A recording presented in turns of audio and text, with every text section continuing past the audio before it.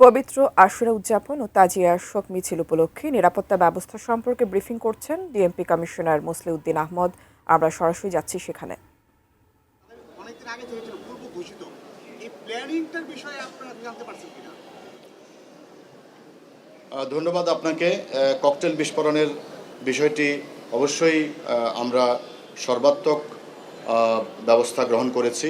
সেখানে মামলা হয়েছে এবং আমরা সেই মিছিল থেকে এবং সেই মিছিল পরবর্তী সময় আমরা বেশ কয়েকজনকে গ্রেফতার করেছি এবং ককটেল বিস্ফোরণ থেকে আমরা একটি বিষয় আমাদের কাছে অবশ্যই প্রতিভাত হয়েছে যে কোনো ধরনের নাশকতার পরিকল্পনা তাদের কাছে থাকতে পারে। আমরা এটা নিশ্চিত হওয়ার সুযোগ তৈরি হয়নি, তবে যেহেতু তারা মিছিলে ককটেল বিস্ফোরণ করেছে তাতে আমরা মোটামুটি নিশ্চিত যে সুযোগ পেলে তারা নাশকতা করতে পারে।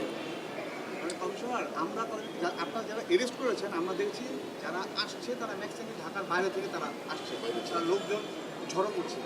এই ক্ষেত্রে আপনাদের সামনে করণীয়টা কি থাকবে? কারণ আপনারা তো মোটামুটি আইডেন্টিফাই যাবে তারা কারা আসবে।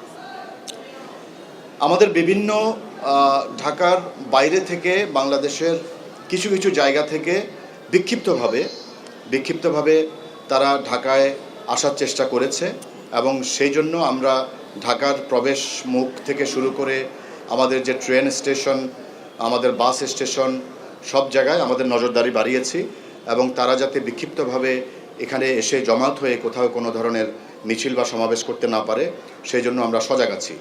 তো সেই ক্ষেত্রে আমাদের প্রিপারেশন সবসময় সর্বোচ্চ সতর্ক অবস্থায় থাকবে।